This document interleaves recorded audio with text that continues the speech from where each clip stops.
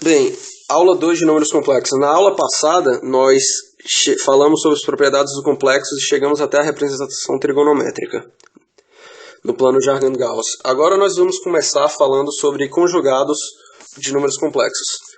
Se nós tivermos um número complexo Z como um A mais um certo BI, o conjugado dele é simplesmente o número complexo com a parte imaginária trocada. Ou seja, se Z for um A mais BI, o Z barra vai ser o A menos o BI.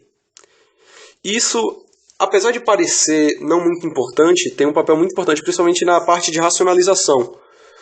O que fazemos na racionalização? Se nós tivermos um número complexo Z, se vocês puderem visualizar, na aula passada, na racionalização de números complexos, a única coisa que eu fiz foi multiplicar o número complexo pelo conjugado dele. Vocês podem observar que o sinal da parte imaginária está trocado.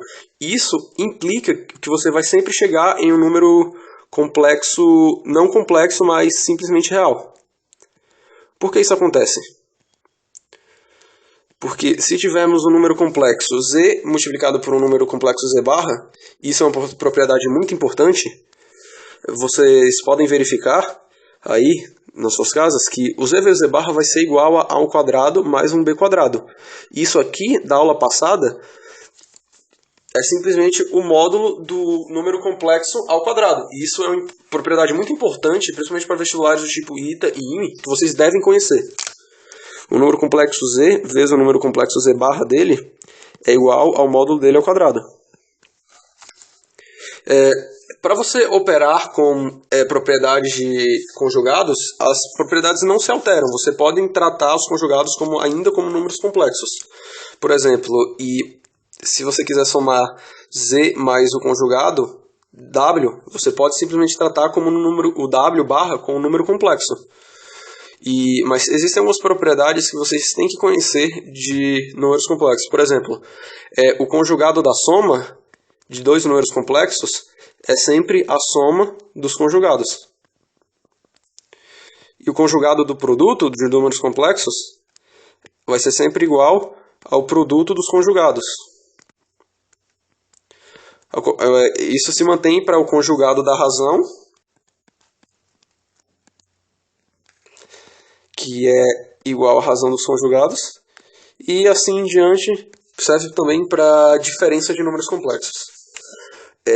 Vocês já sabem a representação de um número complexo no plano de Argand-Gauss, mas o que quer dizer a representação do complexo conjugado no plano de Argand-Gauss? Por exemplo, se nós tivermos o eixo de Argand-Gauss aqui, parte real e parte imaginária. Se nós tivermos um número complexo Z, lembrem que a projeção no eixo real é a parte real do complexo e a projeção do vetor no eixo imaginário é a parte imaginária do número complexo. Se nós tivermos o conjugado dele, é simplesmente ele com a parte imaginária de um sinal trocado. Ou seja, é simplesmente ele refletido em relação ao eixo dos reais. Se isso aqui for um número complexo Z, isso aqui será um número complexo Z barra.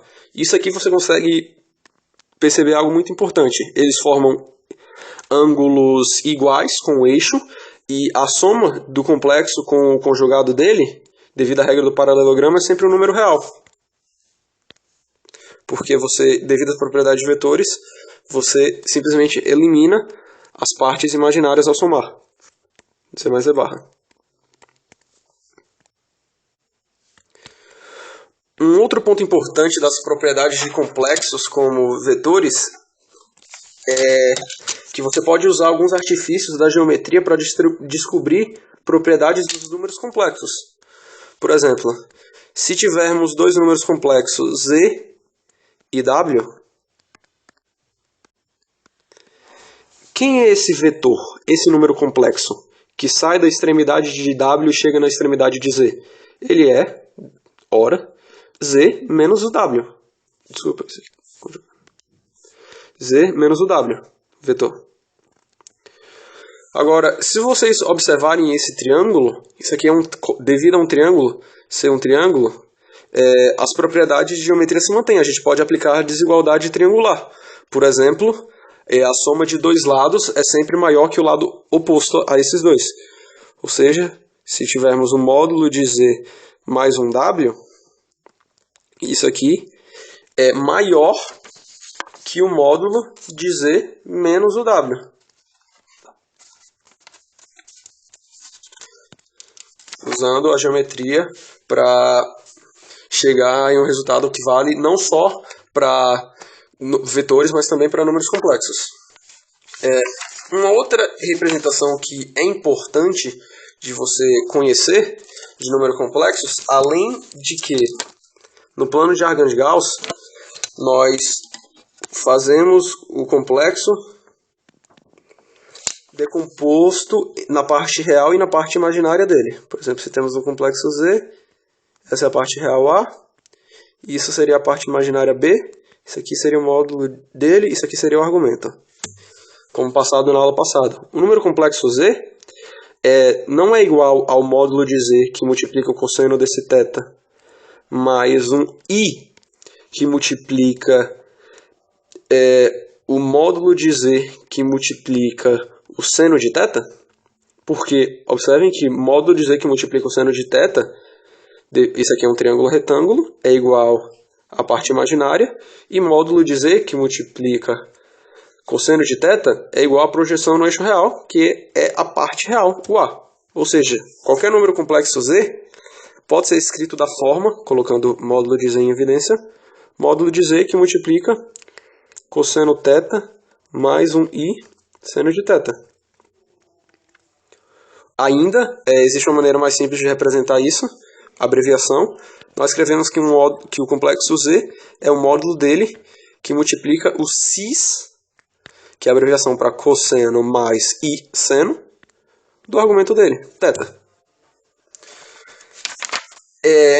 Se alguns de vocês souberem polinômio de Taylor, algumas expansões das formas trigonométricas seno e cosseno, vocês podem utilizar também, podem entender, procurar na internet a representação de um número complexo na forma exponencial. Todo número complexo é provado já que esse módulo de Z que multiplica o cis de θ vai ser igual a Z é igual a um módulo do Z, e esse cis de θ é igual a constante Euler elevado a ix. Euler, eu não sei como pronunciar, eu não sei alemão, quem souber pode falar aí, mas eu falo Euler e espero que as pessoas não me zoem por causa disso. É provado, utilizando as propriedades as expansões de cosseno e seno na fórmula de Taylor, que o cis de θ é sempre igual a um e elevado a ix. Ou seja, que e elevado a ix é sempre igual, e algumas vezes é vantajoso representar o número complexo na forma exponencial. E elevado a x é um cosseno θ mais i seno θ.